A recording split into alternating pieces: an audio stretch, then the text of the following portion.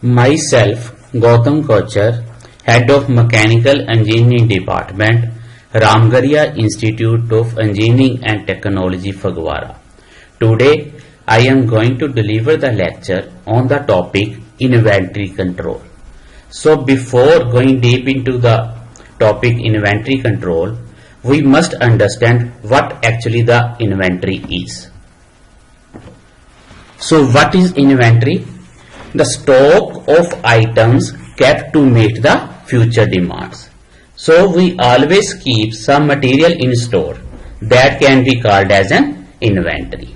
Second, purpose of inventory management. That is how many units to order and when to order. So we have to answer these two questions. How much units to order? We get the answer from EOQ model.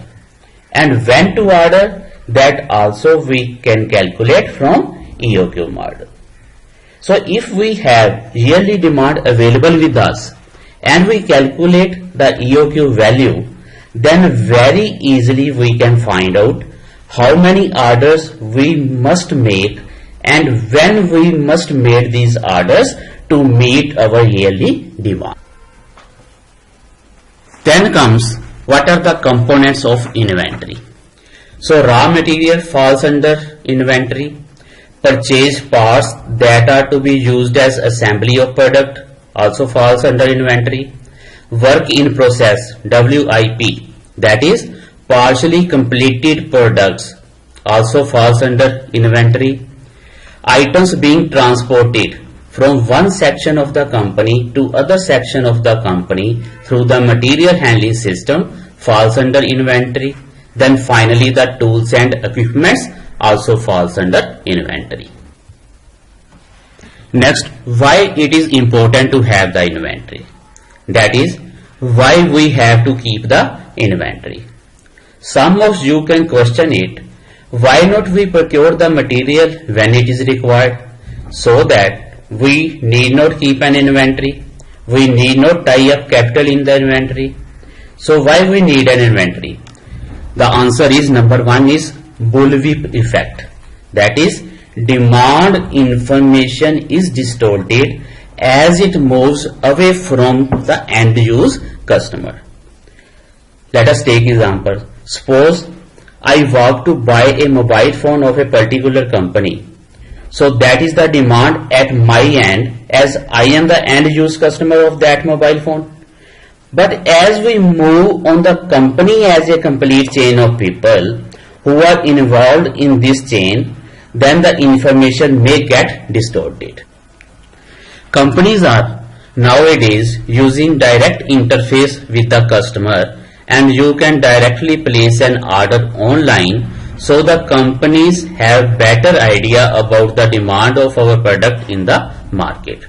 So by use of this information technology, companies are able to reduce this effect. Second point is higher safety stock inventories are stored to compensate. So there is another word is coming as safety stock.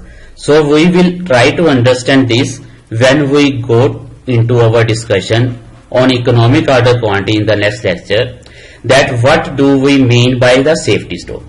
But in order to compensate this effect, many time companies have some safety stock so that whenever it is required, we can get this material from the safety stock and our production process runs smoothly. Then comes seasonal or cyclic demand. Many times we have seasonal or cyclic demand. So we have to keep inventories in order to meet that demand. Next point, inventory provides independence from vendors.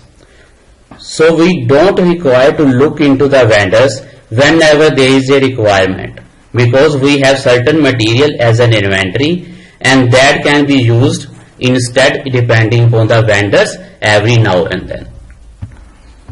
Next is take advantage of price discounts.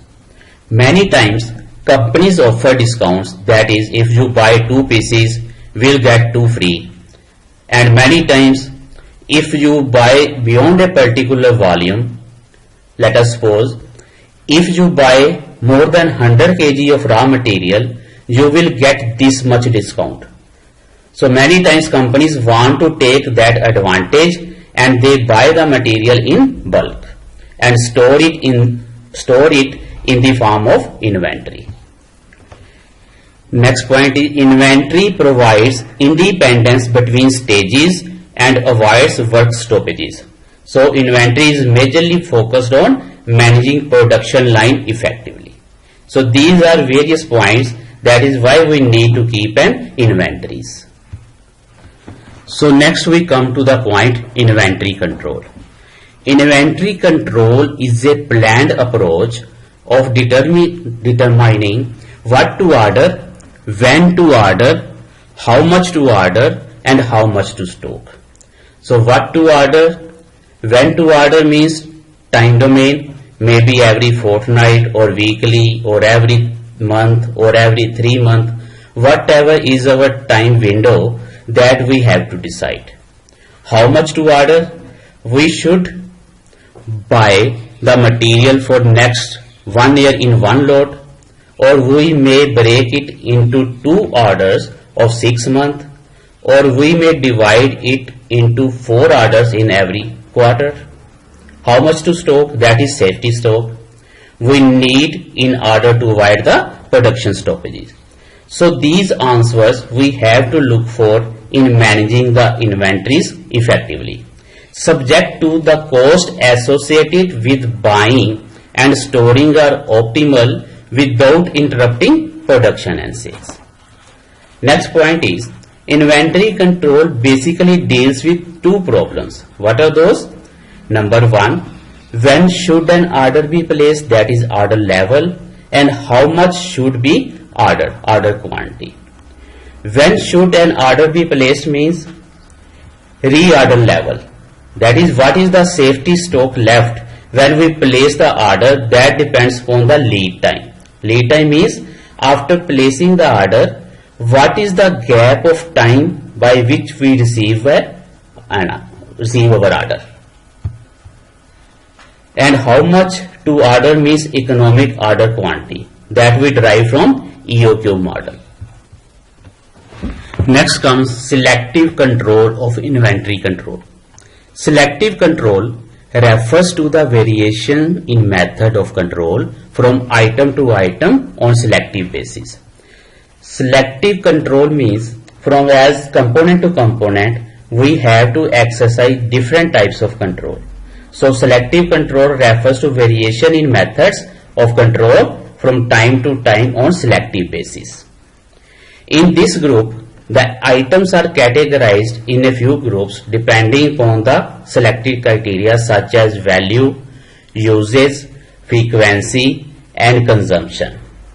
Such grouping helps organization for scientific inventory control. We have to manage the material in our organization and frame a criteria to classify these materials so that we focus more on materials which are important and less focus on materials which are less important.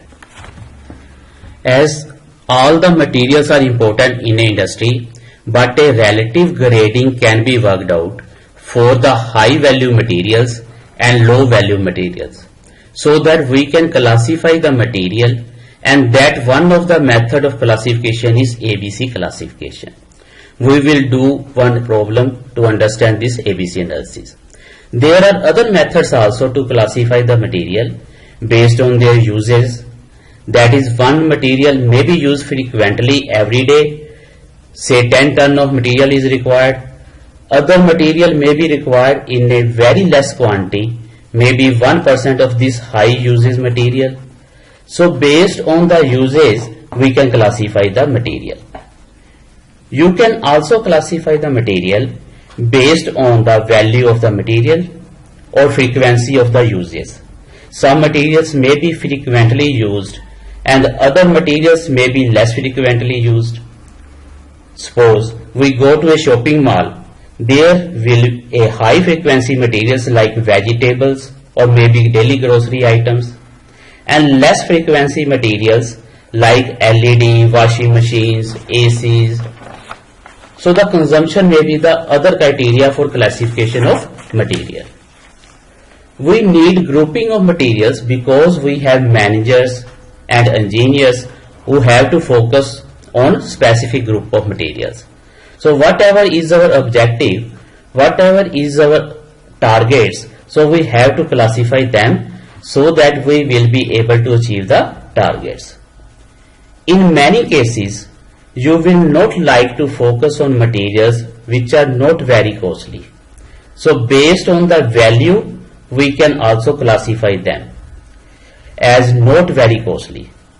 So even if we focus on that not very costly items, we are not going to gain anything. So we must focus on items which are costly, or you can say high value. So even if we save some amount of money in these high value items, we will be able to save substantial amount of money for our organization. Next comes various types of analysis. ABC analysis, VED analysis, FSN analysis, HML analysis. We will understand the ABC analysis with an example. Classification based on cost and volume. Class A. Suppose we have 10 different types of material. So we will have either one or two materials only which fall in this A category. But the overall value contribution will be nearly 70 to 80% of the value. What does this mean? Number is less, but the value is very high. Next, some class B items. Near about 20 to 30% of units and 15 to 20% of value. Means nearly 20 to 30% items falls in this category. Out of 10 different types of items, you may have 2 to 3 items which fall in this category, and the value of these materials will be near about 15 to 20%. Then come class 3, class C you can say, cheaper items. 50 to 60% of units and 5 to 10% of value. Means out of 10 items, you may have 5 to 6 items which fall in this category, and the value of the material will be nearly 5 to 10% only. So in this figure, class C items, you can see the percentage of inventory items. Out of 10, as we take in our example, there are 6 items are in class C, but their overall value is approximately 5 to 10% only. Class B, here we have 30% of items, that is out of 10, 3 items are in class B items, and their value is nearly 15 to 20% only. Class A, there is 1 item out of 10, but the value is 80%. So this is the way you can classify A, B and C category. A items are high value item and number is less, and C items are less value items and the number is more. Let us solve one example in which parts are given, their unit cost is given, annual usage is given. Part 1, unit cost 60 and the annual usage 90. Part 2, unit cost 350, annual usage 40. Part 3, unit cost 30, annual usage 130. Part 4, unit cost 80, annual usage 60. Part 5, unit cost 30, annual usage 100. Part 6, unit cost 20, annual usage 180. Part 7, unit cost 10, annual usage 170. Part 8, unit cost 320, annual usage 50. Part 9, unit cost 510, annual usage 60. Part 10, unit cost 20, annual usage 120. So we can multiply the unit cost with annual usage to establish the overall value, that which item is having the maximum value and which item is having the lower value. So we arrange these based on the total value because it is one of the criteria as we have explained. Then we calculate how much this contributing in the total value by dividing this with the total value. That is 30,600 divided by 85,400, we get 35.9% contribution of part towards the total value. Similarly, part 7 is only contributing 2% of the total value. So near about 36% contribution is coming from part 9. Similarly, percentage of total quantity we can calculate as annual usage is available with us for every part. From there we can calculate the percentage of total quantity for part number 9. So part number 9, 60 items are used annually. So by dividing it with the total annual usage of all the 10 items, we get the percentage of total quantity. Then we calculate the percentage cumulative. That can be calculated, that is, what is the cumulative percentage part have in the overall consumption. So based on these we can classify the material. So A items high value less uses. 9, 8 and 2 comes under this category. Then C items means low value high uses. 6, 5, 10 and 7 comes in this category. So in A category, percentage value is nearly 71%, but percentage total quantity is only 15%. But in C category, percentage value is nearly 13%, but the percentage total quantity is 60%. So we classify the items in this way. Next come, what are the advantages of ABC analysis? This approach helps the manager to exercise selective control and focus his attention only on few items. That is, he has to focus on high value items only. He can focus on few items only which are high value parts. So by exercising a strict control of A class items, it results in reduced clerical cost, saves time and efforts, so better results in planning and control of material.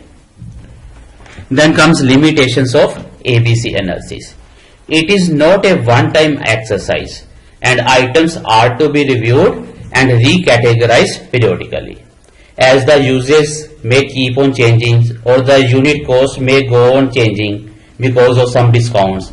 So we should review and recategorize after some time, says monthly or quarterly or after 6 months or after 1 year. Next comes VED analysis. The analysis classifies the items into 3 groups called vital, essential and desirable. Vital items are those items whose unavailability will stop the production line. So they are the lifeline of the production process. And the essential items are those items whose stock out costs are very high. And the last, desirable items will not cause any immediate production stoppages and their stock out costs are nominal. Next is FSN analysis. As all items are not required with the same frequency, so some materials are required regularly, some others are required very occasionally, and some others may have become obsolete or might not have been demanded for years together. So this FSN analysis groups them into 3 categories as fast moving, slow moving and non-moving items. Next is HML analysis. HML classification is same as adopted in ABC analysis. The major difference for HML classification is the unit value is the criteria, not the annual consumption value. So the inventories should be placed in descending order and it is up to the management to fix the limits of these 3 categories. The management may decide that the units of items with unit value of say rupees 2000 and above will fall under H items, and between rupees 1000 to 2000 will fall under M items, and below 1000 it will fall in L items. So in this way we can classify the HML analysis. So students, this is all about the inventory control. Thank you very much. Stay home, stay safe.